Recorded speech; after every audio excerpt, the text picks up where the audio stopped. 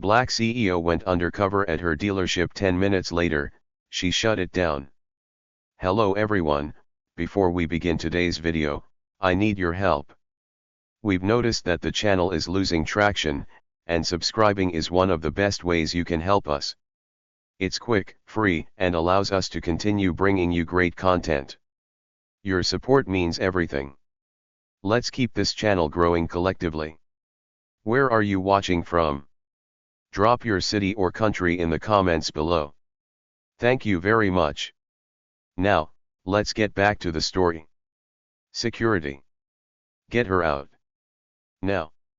The words rang sharp and unforgiving, cutting through the pristine silence of the luxury car showroom like shattered glass. Every conversation stopped. Every smile froze mid-laugh.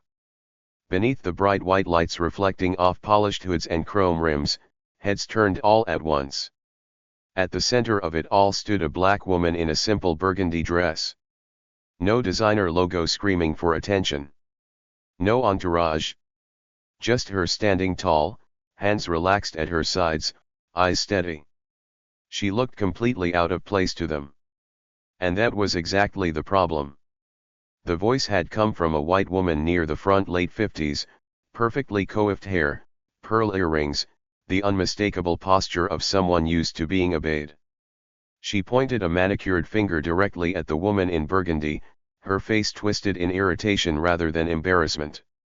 "This is a private showroom," she continued loudly, making sure everyone could hear.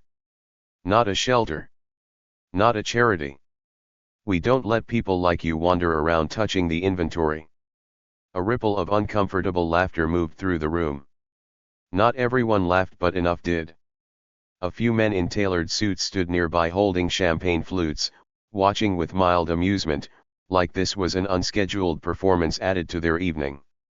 One of them smirked and whispered something to the man beside him. Another lifted his phone, already recording. The woman in burgundy didn't react. She didn't flinch. She didn't raise her voice or look around for help. She simply stood there, calm and unmovable, as if the insult had passed through her without landing. Behind her, a security guard hesitated. He glanced from the angry woman giving orders to the calm woman receiving them. This wasn't how problems usually looked. Usually, people argued. Usually, they begged. This woman did neither. "Are you deaf?" the white woman snapped. "I said get her out. She clearly doesn't belong here." The word belong hung heavy in the air. Before we continue, where are you watching from? Drop your city or country in the comments below.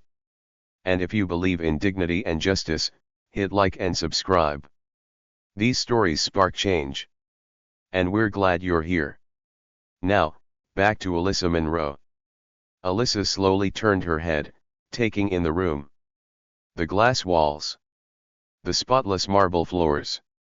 The luxury sedans positioned like museum pieces. She noticed how no one stepped forward. How quickly discomfort turned into silence when power spoke loudly enough. She had walked into the dealership 10 minutes earlier, unnoticed. No greeting. No offer of help. Just eyes that followed her movements a little too closely. She had felt it immediately, the shift in tone, the subtle tightening of faces when they realized she wasn't just browsing for fun. The woman in pearls took a step closer, lowering her voice but not her venom. "You can't afford anything here. Let's not waste everyone's time." Alyssa met her gaze for the first time. Her eyes were calm. Not angry. Not hurt. Just clear. The security guard cleared his throat. "Ma'am," he said cautiously, addressing the woman in pearls, "maybe we should." "Do your job," she cut him off. "Or I'll have someone who can." That did it. The room chose its side. The guard took a step toward Alyssa, though his movement lacked conviction. Alyssa finally spoke. "Before you touch me," she said quietly, "I suggest you pause." Her voice wasn't loud. It didn't need to be. It carried the kind of certainty that didn't ask permission to exist. The guard stopped. The men with champagne exchanged looks. One of them scoffed softly. "Unbelievable," he muttered. "They really are getting bold these days." Alyssa exhaled slowly. In her hand, unnoticed until now, was her phone. The screen lit up with a single unread message.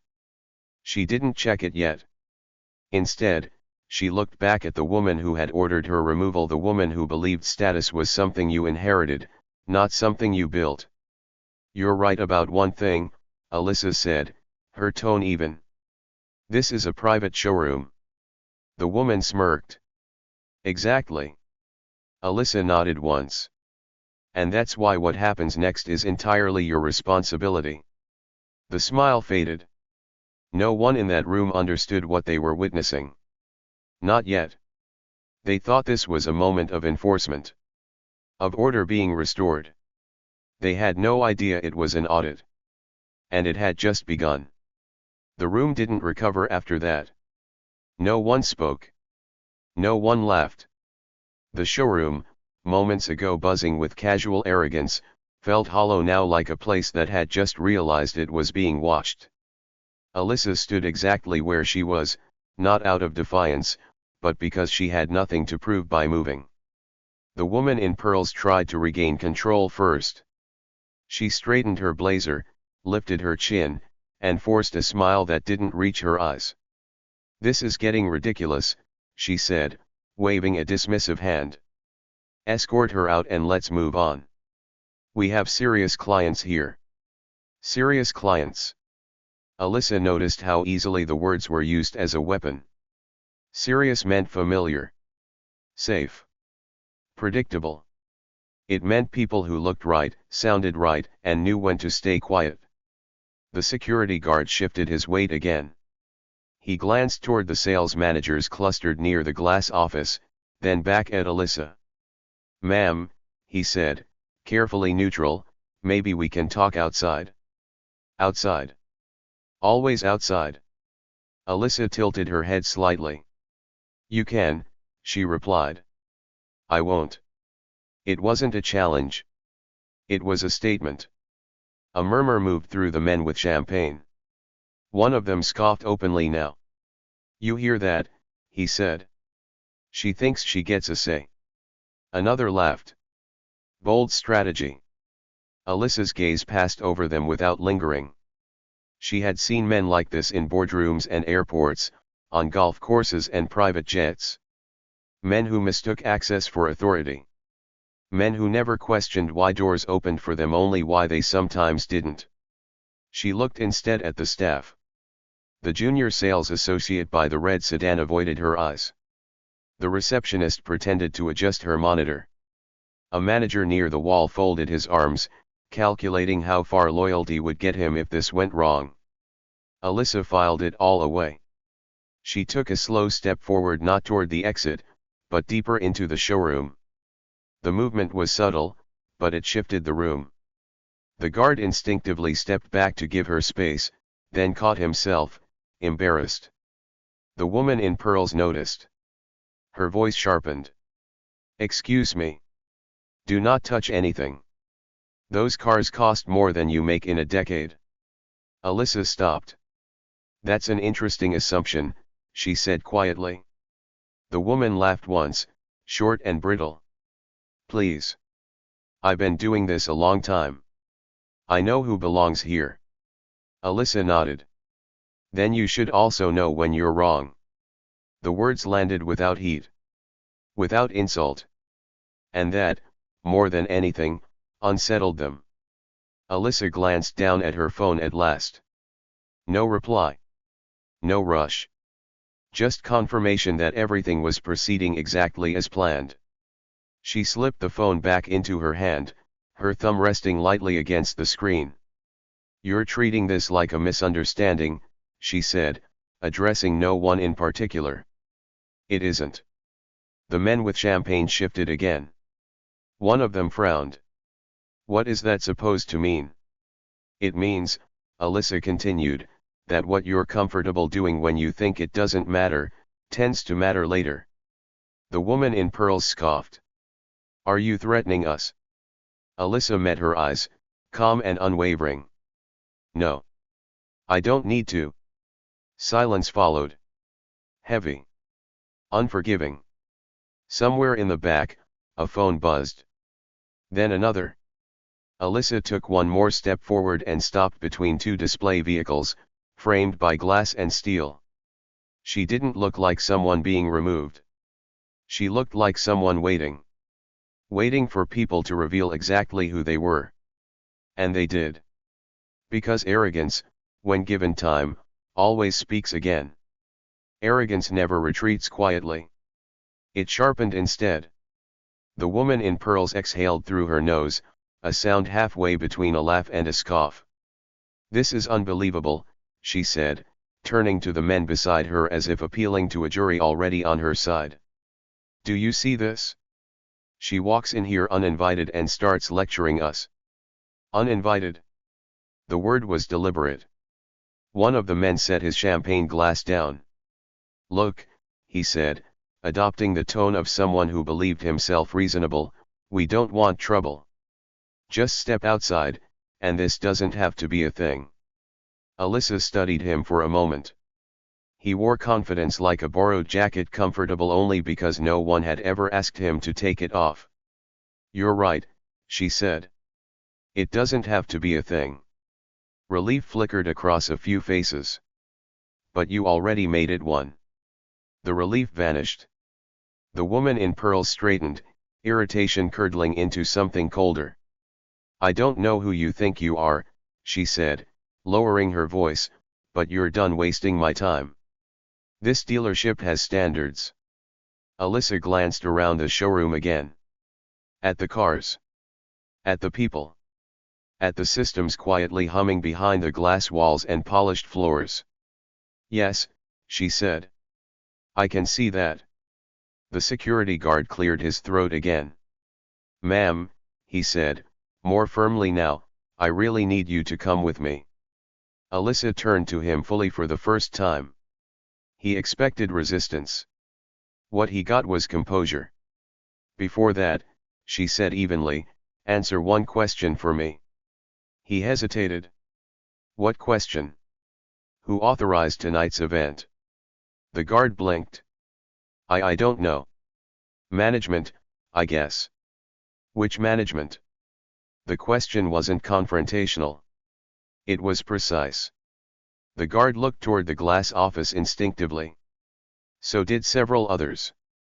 Alyssa followed their gaze. Inside the office, two senior managers stood watching through the tinted glass, arms crossed, faces tight. One of them reached for his phone when he realized she had noticed him. Alyssa nodded once. Confirmation. She turned back to the room. That's what I thought. The woman in pearls bristled. This is absurd. You're interrogating staff now. No, Alyssa said. I'm documenting behavior. That word landed differently. The laughter didn't return this time.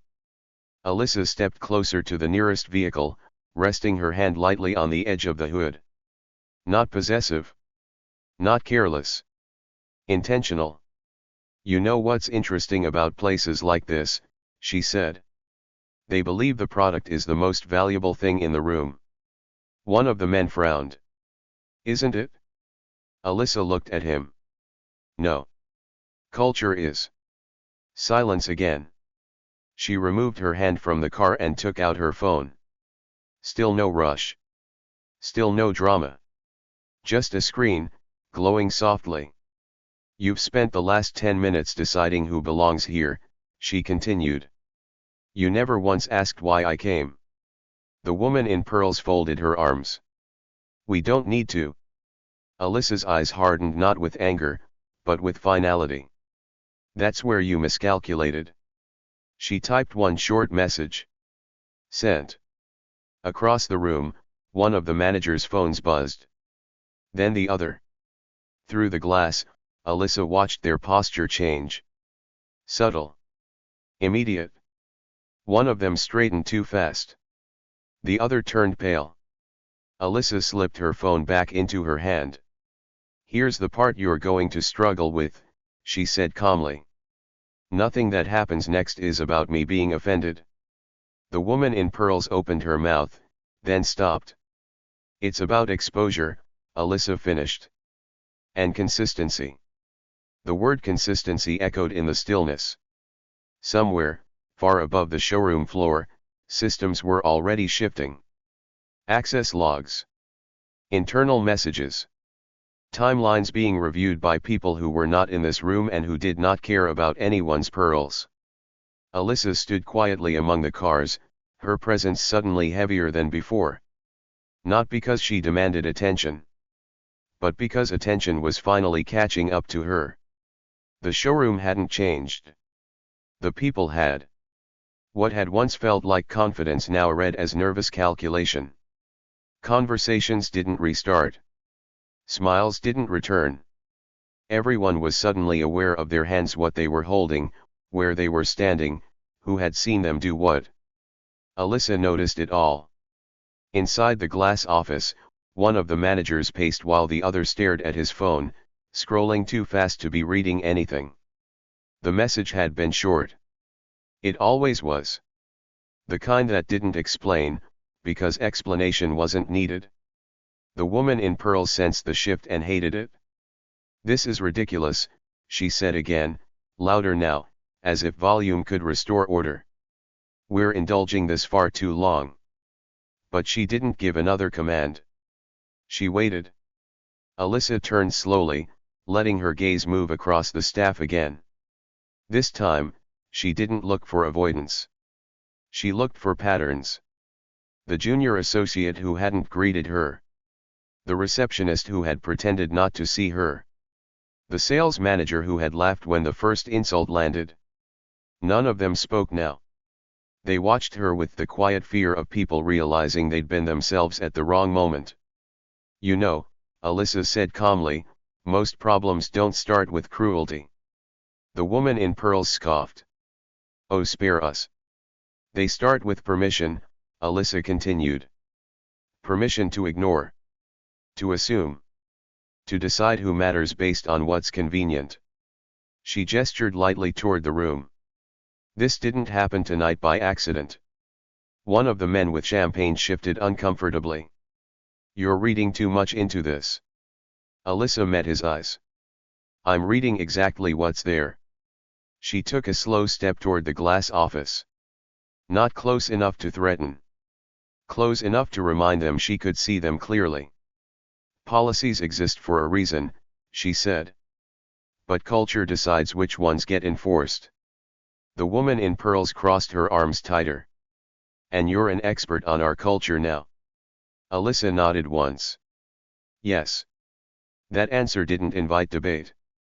Inside the office, the pacing manager stopped. He looked up as if he could hear her through the glass. His phone buzzed again. He swallowed hard. Alyssa turned back to the room. Let me tell you what usually happens next, she said. People scramble. They rewrite narratives. They look for the smallest person they can place blame on. Her eyes briefly settled on the junior associate, whose face drained of color.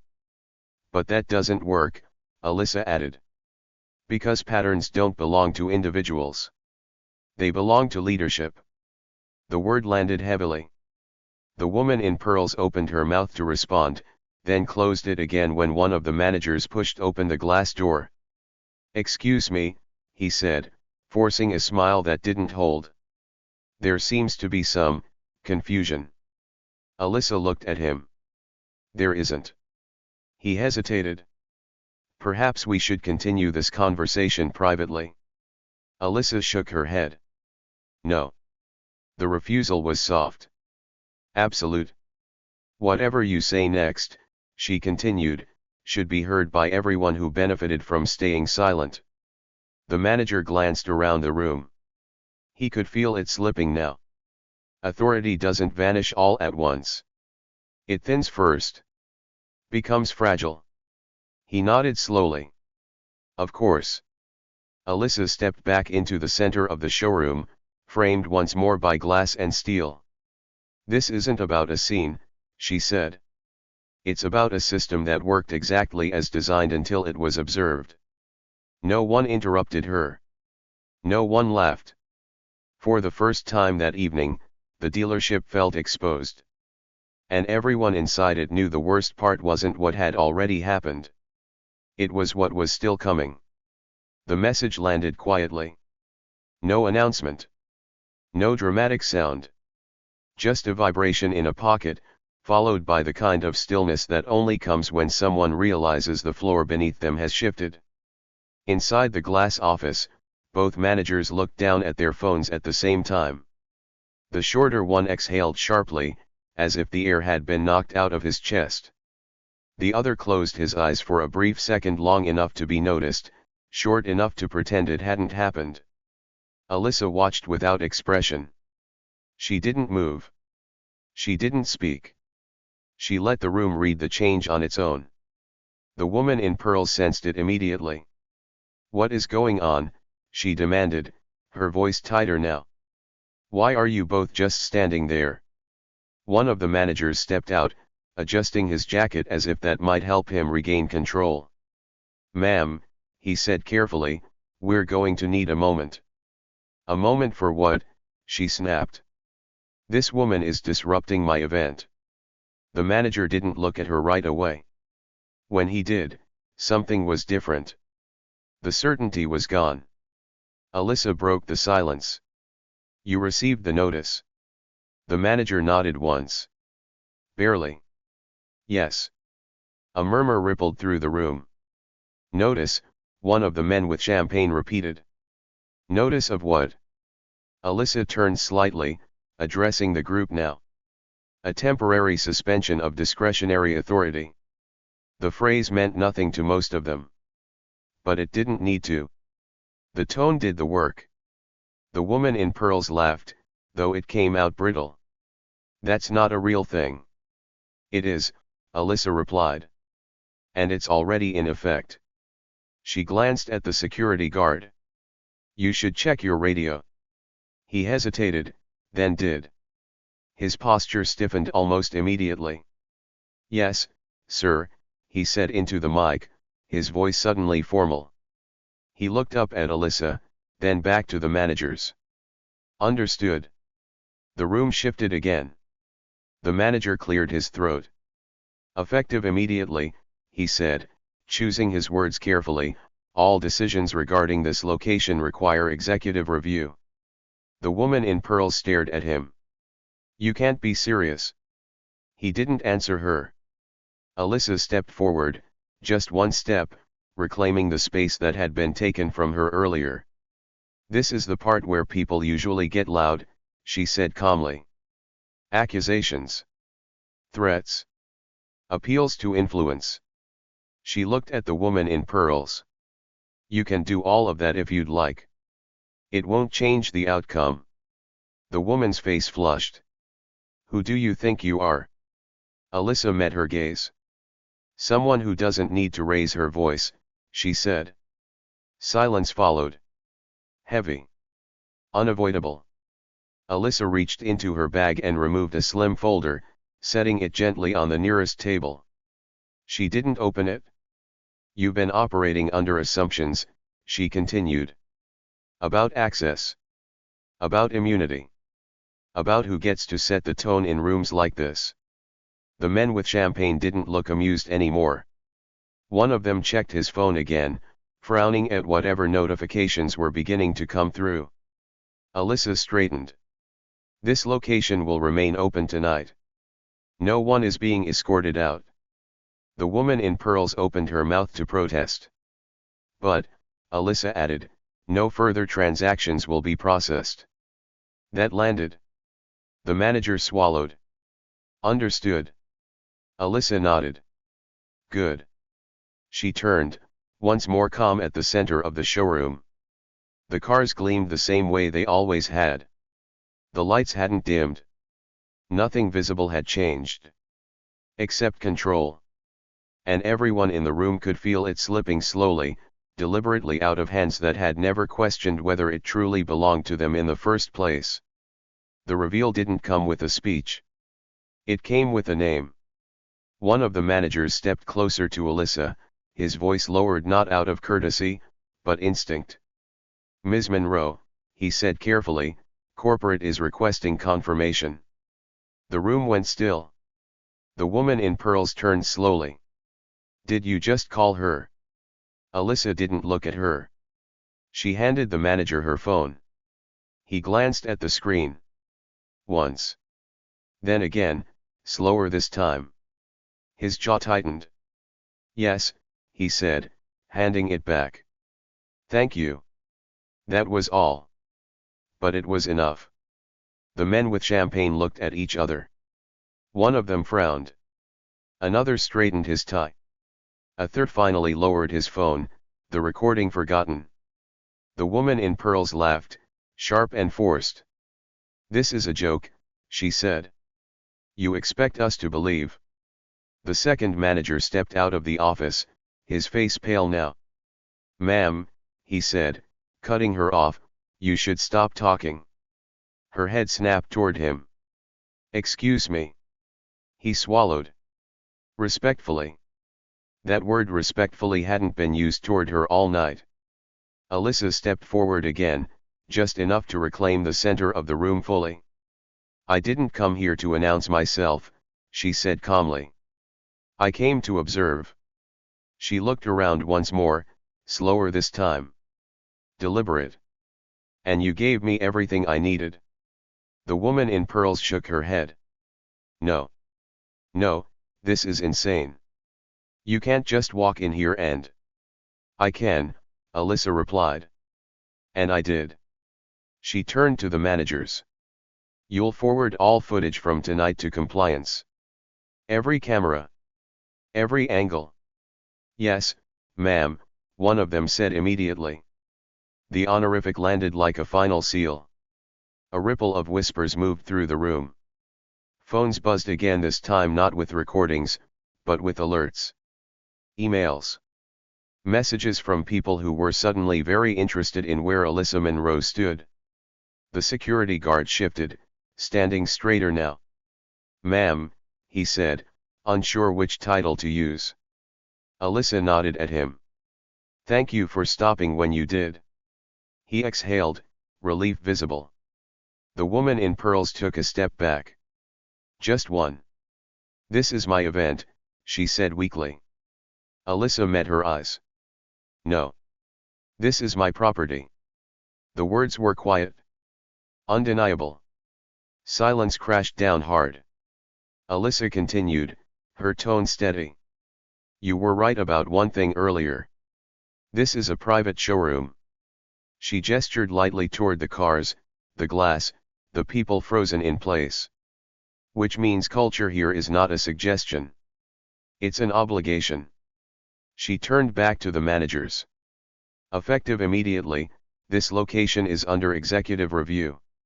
Leadership is suspended pending investigation." The woman in pearls opened her mouth, but no sound came out. Alyssa picked up her bag. "You'll receive formal notice by morning." She paused, then added, "Some of you already have." As she walked toward the exit, not rushed, not triumphant, the room parted instinctively. No one stopped her. No one spoke. Because by the time Alyssa Monroe reached the door, the truth had settled fully into the space she left behind. They hadn't removed a trespasser. They had exposed themselves to the owner. And nothing about this room would ever feel the same again. The fallout began before Alyssa reached the parking lot. Inside the showroom, silence didn't last long. It fractured into whispers, then into hurried movements that no longer pretended to be composed. Phones were no longer recording for entertainment, they were being checked for damage. The managers moved first. "Everyone," one of them said, his voice tight but authoritative, "this event is officially concluded." The woman in pearls spun toward him. "You can't be serious. These people were invited." "Yes," he replied carefully. "And now they're leaving." A few guests protested under their breath. Most didn't. They gathered coats and clutches with sudden urgency, avoiding eye contact with one another, each person quietly recalculating where they stood now that the room's center of gravity had shifted. The junior associate was called aside. Then the receptionist. Then the sales manager who had left. None of them argued. In the glass office, emails stacked faster than they could be read, compliance requests, access freezes, calendar cancellations. A regional director joined the call without introduction. Neither manager spoke until spoken to. Who approved tonight's guest list? The voice on the speaker demanded. No one answered immediately. Outside, Alyssa paused beside her car. She didn't get in right away. She checked her phone once more. Updates came in clean and efficient. Leadership suspended. Transactions halted. HR initiating interviews at 8 a.m. She nodded to herself. No satisfaction. Just confirmation. Back inside, the woman in pearls stood alone now, her earlier confidence stripped down to disbelief. This is a misunderstanding, she said to no one in particular. I know people. This will be sorted. But the room had already moved on from her. Security escorted guests out, not roughly, not dramatically. Just firmly. The same way rules are enforced when no one is pretending anymore. One of the managers approached the pearls-clad woman last. Ma'am, he said quietly, we'll need you to remain. Her eyes widened. Remain? For what? Statements, he replied. And review. The word landed like a sentence. Across the showroom, staff gathered in small clusters, realizing too late that silence had been a choice and choices had consequences. By the time the lights dimmed and the doors were locked, the dealership felt smaller. Exposed. Stripped of its illusions. And somewhere down the road, Alyssa Monroe drove away without looking back. She didn't need to. What had mattered wasn't the confrontation. It was the correction. And it was already underway. By morning, the story no longer belonged to the showroom. It belonged to everyone else. A short clip less than 30 seconds surfaced online just after sunrise. No faces blurred. No context softened. Just a calm black woman standing under white lights, and a voice off camera saying, "Get her out." The internet did what it always did when power miscalculated. It noticed. By noon, the dealership's name was trending not for its cars, but for its culture. Former employees commented anonymously. Customers shared stories that sounded uncomfortably familiar. Screenshots of cancelled appointments and automated replies spread across timelines like receipts. The phrase executive review appeared in headlines before the company's official statement did. Inside corporate offices miles away, meetings replaced coffee. Calendars were wiped clean. Legal teams moved faster than PR. Someone decided an apology draft was premature. Someone else decided it was already too late. At the dealership, phones rang unanswered. The woman in pearls didn't post anything. She didn't need to. Her name surfaced anyway, tagged, speculated, dissected by people who had never noticed her before and now wouldn't look away. Inside internal channels, a different reckoning unfolded. Who had left? Who had stayed silent? Who had intervened and when? The security guard's report was flagged for commendation. The junior associate's timeline was reviewed with a gentler hand. Patterns emerged. So did consequences. Alyssa watched none of it live. She sat at a quiet table, reviewing summaries instead of clips. Bullet points instead of outrage. The work wasn't emotional. It was procedural. Policy violations confirmed. Leadership failure substantiated. Corrective actions approved. She signed off with a single line. No commentary. No victory lap. Across the city, the dealership reopened days later under interim leadership. The showroom looked the same. The cars still gleamed. But something had shifted beneath the polish. People greeted customers differently now. They listened. Because everyone had learned the same lesson at once. You don't know who you're standing in front of. And culture doesn't fail loudly. It fails casually until someone with authority decides to stop pretending it's accidental. Alyssa closed the report and set it aside. What had needed correcting was corrected. And what came next would be quieter. More permanent. The kind of change that doesn't trend but lasts. The final correction didn't come with headlines. It came with quiet. Weeks later, the dealership functioned again, efficient, orderly, restrained. New leadership had been installed. Training modules rewritten. Policies no longer buried in manuals were spoken out loud, enforced without hesitation. Not because people had become better overnight, but because accountability had become visible. Alyssa never returned. She didn't need to. From a distance, she watched outcomes, not optics. Numbers told the truth faster than apologies ever could. Complaints dropped. Retention stabilized. Internal surveys shifted in ways that couldn't be faked. Culture doesn't change because someone is embarrassed. It changes because consequences are consistent. In a private meeting, a board member asked her once if the night at the showroom had been difficult. Alyssa paused before answering. No, she said. It was familiar. She didn't say it with bitterness. Just clarity. Moments like that weren't anomalies. They were reminders. Of why she built what she built the way she built it. Of why she insisted on systems that didn't rely on good intentions. Because dignity, once optional, always gets negotiated away. Later that evening, Alyssa stood at her office window, the city stretching out below her, glass and steel, lights and shadows. The same materials as the showroom. Different meaning. She thought briefly about the woman in pearls. About the staff. About the guard who had stopped when he did. None of them were villains. None of them were heroes. They were participants. And participation carried weight. Alyssa turned away from the window and picked up the next file. Another location. Another review. Another quiet opportunity to adjust what didn't align with what she believed. No speeches. No warnings. Just work. Because justice didn't need to announce itself. It only needed to be enforced. And respect, she knew this better than most, wasn't something you asked for. It was something you made non-negotiable.